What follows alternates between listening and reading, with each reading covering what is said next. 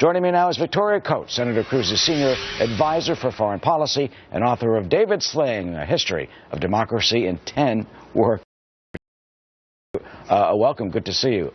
First, the number of delegates. Thanks, Eric. 382 to 300. Your guy has 300. That's getting closer. Do you think you'll be gaining on Trump? Definitely. I mean, we've been very encouraged both by what happened on Saturday night and then how it's played out. I think they've just reallocated Louisiana, 18 for each of them. So we had the clear wins, big wins in Kansas and in Maine, and then basically to tie Louisiana, do very well in Kentucky. I mean, I think this is a great weekend for Senator Cruz. What do you think's going on? Is it the attacks on Senator Cruz on Trump that we saw by Senator Cruz and Marco Rubio at the debate? Well, I think for Senator Cruz, this is all about drawing a very clear policy distinction between himself and Mr. Trump. And so he doesn't really get into the finger jokes or that kind of thing, the makeup.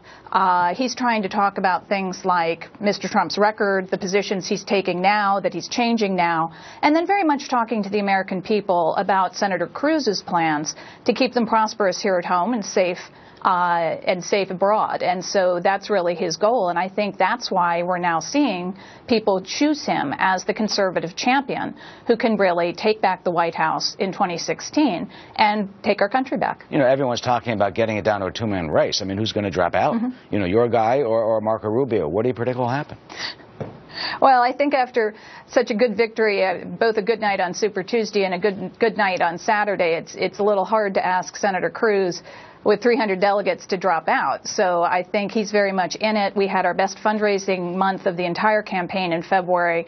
We're all very moved and grateful to the people who continue to support him because I think they understand he's the one who has won, who can win, and who will win in November. So as far as we're concerned, we're in it for the duration. And what do you think will happen in Florida? I mean, everyone's looking at that. I mean, Trump has been, almost 18, 19 points of Marco Rubio there. Well, I've decided my crystal ball has a crack in it after I think everybody's Kansas. does. I think exactly. everyone's does this contest. They showed us down 6 points. He wound up winning by double digits. So I think for us, I mean, we've seen in the past a very strong basis of support for Senator Cruz in Florida. He's opening 10 offices this week. And so, I mean, he's in it for every single vote we can get. He's working extremely hard. We're all headed down to Miami for the debate, which is a nice perk of the job this week. So we're, as I said, going to work the whole state and see what he can do. All right, well, that's coming up on March 15th. I'm sorry we're out of time, but you do have a special message. Okay. I do. Thank you, Eric. I just want to wish a happy 80th birthday to the best dad in the world. Thank you. What's his name? Eugene Gardner.